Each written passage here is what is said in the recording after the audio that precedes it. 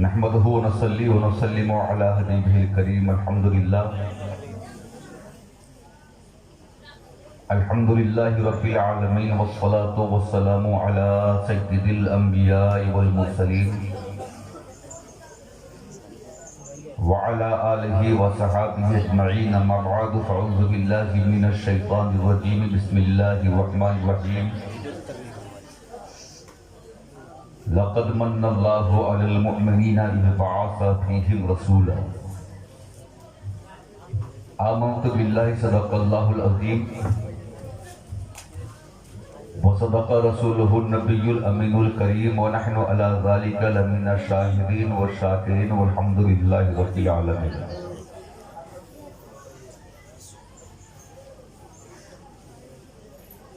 कसर बाकी न रखी बज़्म इम्कान जगमगाने में। अरब में चांद निकला चांदनी फैली जमाने में। हिरा के गार से शम्ए नबूवत की किरण फूटी, उजाला ही उजाला हो गया हर सू जमाने में। सुभान अल्लाह। आइए जिंदगी के साथ एक मर्तबा दुरूद पाक का हदिया पेश करना। अल्लाहुम्मा सल्ली अला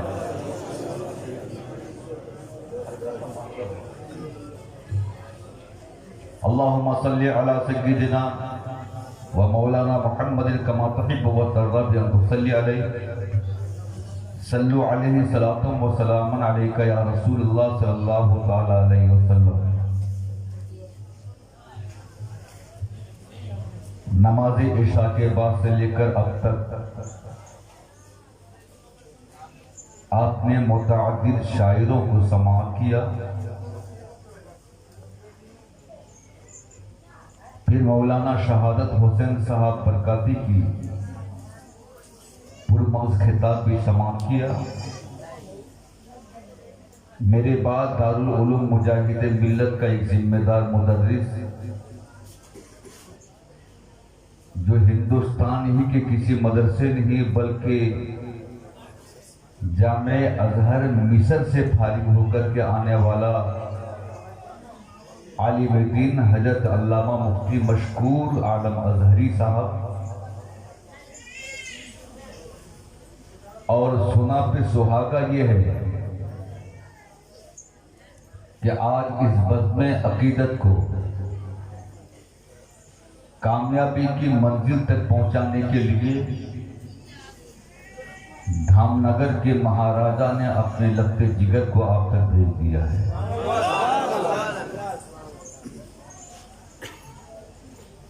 आपने बहुत सारे पीरों को अपने इन आंखों से देखा होगा। आज जरा मुजाहिद मिल्लत का चहेता को देख लो। इखलास के पैकर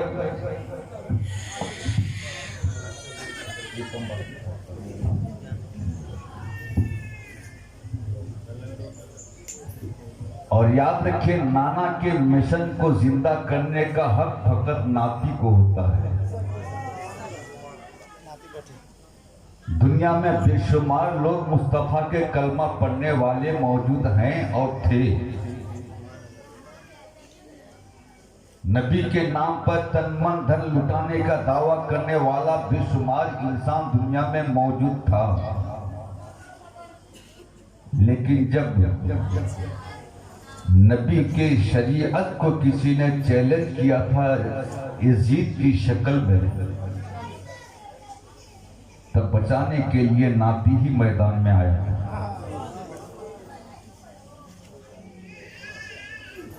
वो नाती इमाम हुसैन की शक्ल में। और आज अल्हम्दुलिल्लाह पूरी दुनिया में मुजाहिदे मिल्लत के दीवानों की कोई कमी नहीं है। गिनती के दो चार मुरीद रख कर के बहुत इतराने वाले लोग भी हैं, लेकिन मुजाहिदे मिल्लत के दीवानों का मजमा अगर देखना चाहो तो किसी साल उससे मुजाहिदे मिल्लत धामनगर पहुंच जाओ।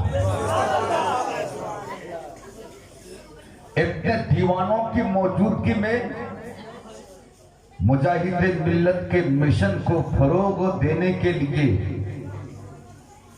मुजाहिद मिल्लत ने किसी और का इंतखाब नहीं किया, अपने नवासे का इंतखाब किया। और याद रखिए, जहां पर नाती पहुंचता है नाना का फैजान भी वहां पहुंचता है। सरकार मुजाहिद मिल्लत के नाती यहां नहीं बल्कि मुजाहिद मिल्लत का फैजान भी आया हुआ है। बहुत मुबारकबाद के काबिल हैं असीरान आला हजरत कमेटी, जिन्होंने आज इस मुकद्दस महफिल को सजाया और सरकार हबीब मिल्लत को बालिसाई तक बुलाया। हज़रत आमद रसूल कॉन्फ्रेंस है। मेरे नबी सल्लल्लाहु ताला अलैहि वसल्लम की मुकद्दस आमद। अल्लाह पाक ने फरमाया, लक़द मन्नल्लाहु अलल मुमिनीना इज़ बअसा फीहिम रसूला। मेरी बेटियों, खुदा के वास्ते आप लोग चुप रहो। कितना अच्छा होता कि तुम लोग अपने घर में रहती, तुम्हारे नामा आमल में खुद रहता, लेकिन ये किसी की मानती ही नहीं है। और तब तक ये चुप नहीं हो सकती जब तक मलिकुल मौत ऑन ड्यूटी ना हो जाए। हज़रात, बेशक अल्लाह ने बड़ा एहसान किया है मोमिन पर, क्योंकि उन्हीं में से अपना रसूल को भेजा है। जरा प्यार से बोलो सुभान अल्लाह। नेमत देने के बाद आदमी एहसान जताता है।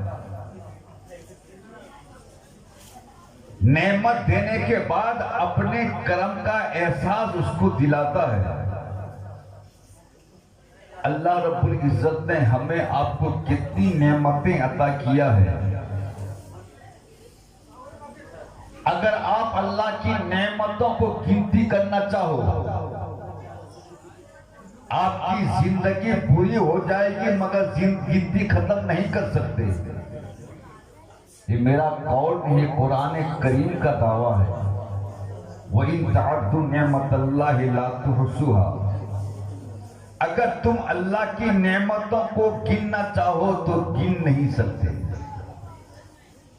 अल्लाह पाक ने हमको बहुत सारी नेमत दिया, लेकिन किसी नेमत को देकर ये नहीं कहा कि बंदे हमने तुझको ये नेमत देकर तुझ पर एहसान किया। एक आंख हमारी बड़ी नेमत है। आंख अगर है तो दुनिया बड़ी हसीन है, आंख अगर नहीं है तो दुनिया बेरंग नजर आएगी। अल्लाह ने हमें आंख देकर ये नहीं कहा कि बंदे हमने तुझको आंख देकर तुझ पर एहसान किया। हमें जिंदगी देकर अल्लाह ने ये नहीं कहा कि बंदे हमने तुझको जिंदगी अता की। अल्लाह ने हमें चांद और सूरज देकर के ये नहीं कहा कि बंदे हमने तुझको चांद और सूरज देकर तुझ पर एहसान किया। अल्लाह ने हमको जमीनों आसमान देकर ये नहीं कहा कि बंदे हमने जमीनों आसमान देकर तुझ पर एहसान किया। लेकिन जैसे ही अपना रसूल आ गया, जरा प्यार से बोलो, जैसे ही अपने रसूल आया, रब ने कहा कि अल्लाह ने मोमिनीन पर एहसान किया है अपना रसूल भेजकर। अपना रसूल को देकर मोमिनीन पर एहसान किया। अब बात बिल्कुल साफ नजर आ रही है, हर कोई एहसान नहीं मानता। जिस पर एहसान किया गया है वही एहसान मानता है। जिस पर एहसान किया गया है वही एहसान मानेगा। जिस पर करम किया गया है वही करम का इकरार करेगा। अल्लाह ने सारे इंसानों पर एहसान नहीं किया है। कुरान पाक कहता है कि लक़द मन्नल्लाहु अलल मुमिनीना, अल्लाह ने एहसान किया है मोमिनीन पर। तो जब रसूल पाक की आमद मोमिनीन पर एहसान अजीम है, इसीलिए मोमिन ही नबी की आमद पर खुशी मनाएगा, और जो मोमिन नहीं है वो खुशी मना नहीं सकता। हज़रात, नबी की मिलाद पर खुशी मनाना,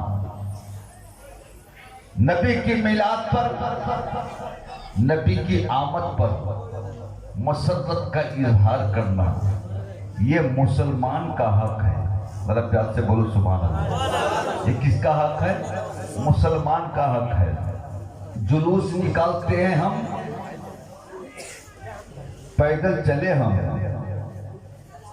पांव में दर्द किसी और के हो। जब नेताजी के जन्मदिन का जुलूस इस हिंदुस्तान की धरती पर कोई रोक नहीं सका, जब गांधी जयंती के जुलूस को कोई नेता नहीं रोक सका, तो मेरे नबी के मिलाद का जुलूस को कौन रोकेगा? तुम कहते हो कि मक्का वाले ने क्या जुलूस निकाला? क्या मक्का में नबी के मिलाद का जुलूस निकलता है? आओ जरा ज़हन को हाजिर करो। आज मक्का में जो हो रहा है ये शरीयत नहीं है। आज से 1400 बरस पहले मुस्तफा और मुस्तफा के सहाबा ने जो किया है वो दलील है। आज जो मिलादुन नबी का जुलूस बंद कर रहा है, इस हुकूमत की उम्र फकत 75 साल है। कितने साल है? 75 साल। उससे पहले आओ तारीख मक्का उठाकर देखो कि जब कभी मिलादुन नबी का शब आता, मिलादुन नबी की रात आती, तो मक्का और मदीना के उलमा मशअल बरदार यानी रात को चिराग अपने सर पर लेकर जुलूस निकालते थे, सर पर लेकर जुलूस निकालते थे। एक मुहद्दिस अल्लामा अब्दुल हक मुहद्दिस दहलवी, जो इस्माइल दहलवी के दादा हैं, उनका कहना है मैं हर साल मिलादुन नबी में मदीना शरीफ में मौजूद रहता था। एक साल मैंने देखा कि मैं मिलादुन नबी के महफिल पाक में बैठा हुआ था, नबी का जिक्र चल रहा था। मैंने देखा कि आसमान से कुछ अनवार नज़ुल हो रहे थे, नूर की बारिश हो रही थी। जब मैंने आलम में तसव्वुफ में मालूम करने की कोशिश किया ये नूर कैसा है, तो मुझ पर इंकिशाफ हो गया ये मिलादे रसूल में आने वाले फरिश्तों का नूर है। मिलाद रसूल में आने वाले फरिश्तों का नूर है। जरा ज़हन को हाजिर करो, अपना मूड बनाओ। इंशाअल्लाह ताला मैं आपको वो चीज देकर जाऊंगा कि कोई गुमराह आपको ये कहकर गुमराह ना कर सके कि नबी के मिलाद में जुलूस निकालना कैसा है, नबी के जन्मदिन पर जुलूस निकालना कैसा है। मक्का वाले जुलूस नहीं निकालते। अरे मक्का वाले जुलूस क्यों निकालेंगे? जरा मक्का की तारीख उठाकर देखो। जब हमारे और आपके नबी इस दुनिया में तशरीफ लाए 12 रबीउल अव्वल को सुबह शादी के वक्त में जब नबी तशरीफ लाए, तब मक्का में मुसलमान कितने थे? मक्का में मुसलमान कितने थे? रसूल पाक के दादा और बीबी आमिना के सिवा कोई भी मुसलमान ना थे। नबी की आमद पर मैं जुलूस तो निकालेगा मुसलमान। सब तो बुत परस्त मौजूद थे मक्का में, लेकिन जब नबी मक्का से मदीना आए तब मदीना में मुसलमानों का बसेरा हो गया। जब आमिना के लाल की आमद हुई मदीना में तो औरतें छत पर चढ़ गई, मर्द नौजवान सब मैदान में निकल आए। मदीना के छोटे छोटे बच्चे और बच्चियां गलियों में तब बजा बजा करके ये बद्दी और रस करती। तला बद्रु अलैना मिन सनियातिल विदाई वजब शुक्र अलैना मादा अलिल्लाहि। तो जब रसूल पाक तशरीफ मदीना ले आए, मदीना में आ गए, तब मदीना वालों ने जुलूस निकाला, मैदान तक गए मुस्तफा के इस्तेकबाल के लिए। अरे मक्का में जुलूस इसीलिए नहीं निकाला कि जब नबी का जन्मदिन हुआ तो मक्का में मुसलमान नहीं थे, और मदीना में जब रसूल पाक आ गए तो मदीना के मुसलमानों ने जुलूस निकाला। इसका मतलब क्या हुआ? नबी के जन्मदिन पर कोई काफिर जुलूस नहीं निकाल सकता, मोमिन ही जुलूस निकालेगा। कौन निकालेगा? मोमिन ही जुलूस निकालेगा।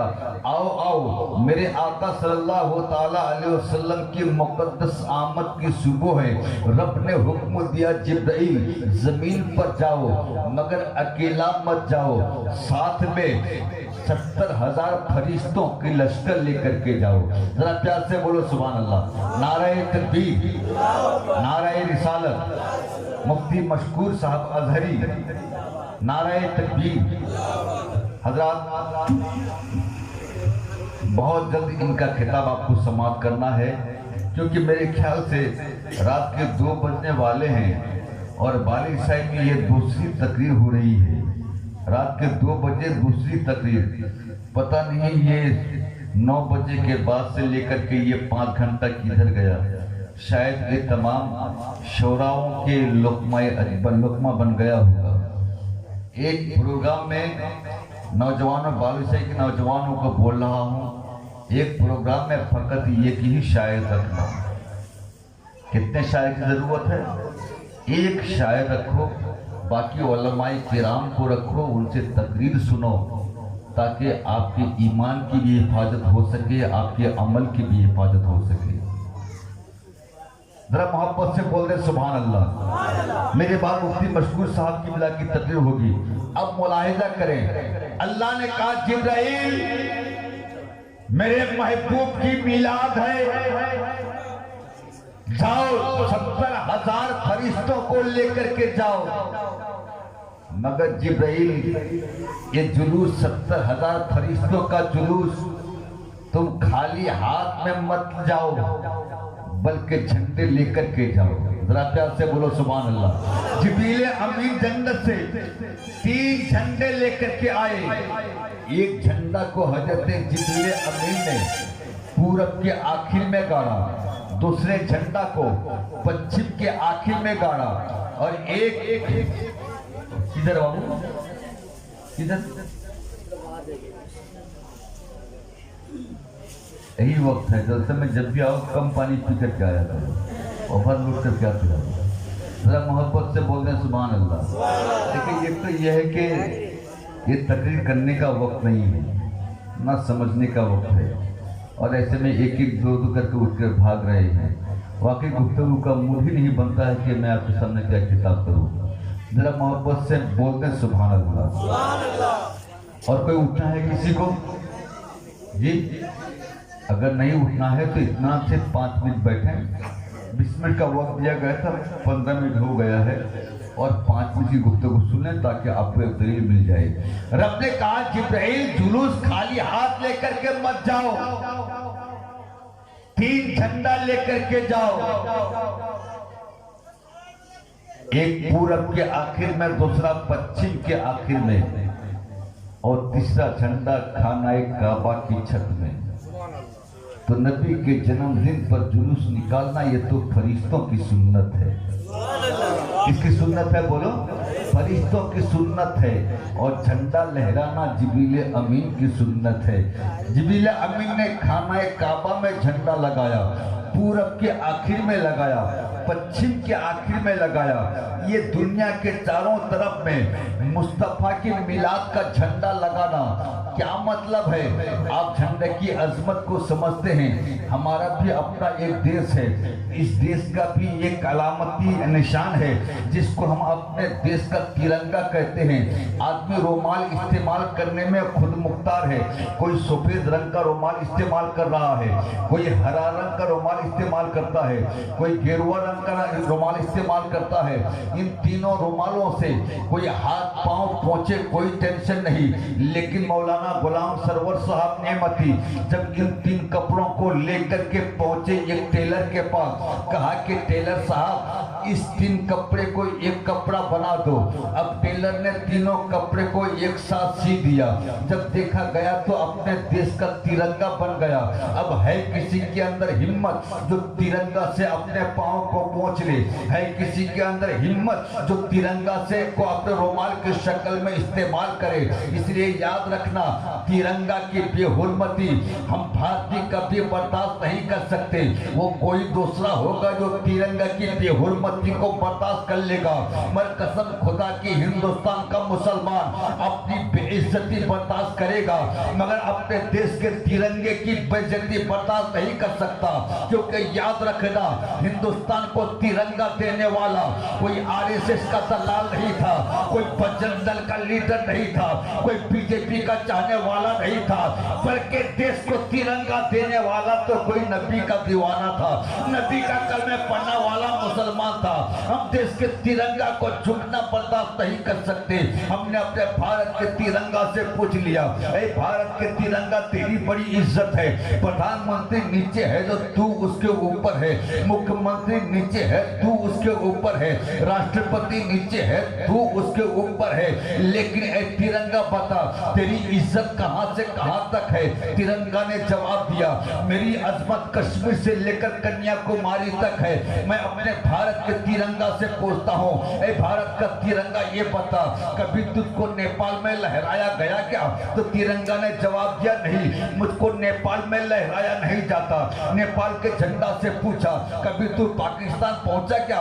तो नेपाल के झंडा ने कहा, मुझको पाकिस्तान में कोई इज्जत नहीं दी जाती। पाकिस्तान के झंडा से पूछो, बांग्लादेश में तेरा मकाम क्या है? तो पाकिस्तान के झंडा ने कहा, बांग्लादेश में मेरा कोई मकाम नहीं। अरे सारी दुनिया पर राज करने का सपना देखने वाला अमेरिका, जरा उससे पूछते हैं, बड़ा दादा बना फिरता है, हिम्मत है तो अपने देश का झंडा मेरे भारत में लाकर लहरा कर दिखा दे। तो अमेरिका का झंडा भी सिकोड़ जाएगा, कहेगा नहीं, हम अपने सरहदों सीमा से बाहर नहीं जा सकते, हम अपने सरहद के अंदर पाबंद रहेंगे। मैंने सारे झंडों से पूछा, अपने देश के अंदर ही तू कैद क्यों है? तो सारे झंडों का जवाब होगा, अरे जहांगीर सुन सुन, झंडा उसका होता है जिसका मुल्क हुआ करता है, जिसका देश होगा झंडा उसी का होगा।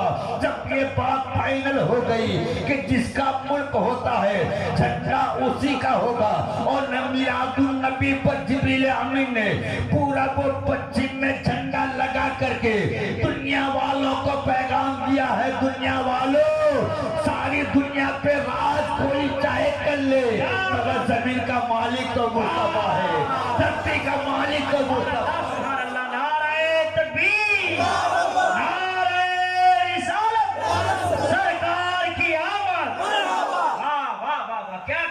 खालिक ने मुस्तफा को मालिक बना दिया है। अब पूछो, लेकिन कहोगे वो तो जिब्रील अमीन ने तब झंडा लगाया था, इसीलिए तब का मामला और था।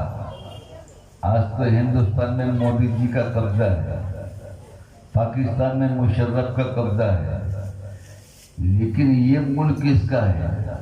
मैंने कहा कि देखा नहीं, मिलादुन नबी का चांद जैसा ही उठा। हिंदुस्तान में देखो तो नबी का झंडा, पाकिस्तान में देखो तो नबी का झंडा, इराक में देखो तो नबी का झंडा, ईरान देखो तो नबी का झंडा, सारी दुनिया पर नबी का झंडा। इस बात की दलील है आज भी हुकूमत मेरे मुस्तफ़ा की चल रही है। ये जमीन किसी और की नहीं, जमीन मेरे मुस्तफ़ा की है, धरती मेरे मुस्तफ़ा की है। ऐ वहाबी, तुझ पर बड़ा करम है मेरे मुस्तफ़ा का, क्योंकि तुझको नबी ने अपनी जमीन में कम से कम रहने तो दिया। अपनी जमीन पर रब ने तुझको कम से कम रहने तो दिया।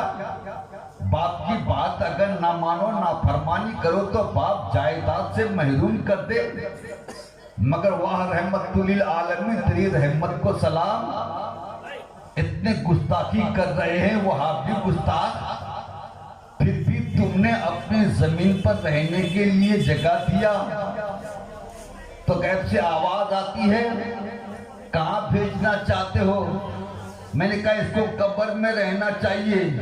तो हुजूर ताजु शरिया ने कहा, मुस्तफा ये ज़ाते यकता आप हैं, एक ने जिसको एक बनाया आप हैं। या रसूलल्लाह, आपकी तलअत को देखा जान दी, कब्र में पहुंचा तो देखा आप हैं। अरे क्या कहते हो, जमीन के ऊपर फकत मुस्तफा का है। अरे खुदा ने जमीन का ऊपर भी मुस्तफा को दिया है, जमीन का नीचे भी खुदा ने मुस्तफा को दिया है। जिंदगी बाकी रही, फिर कभी इंशाअल्लाह। अस्सलाम वालेकुम।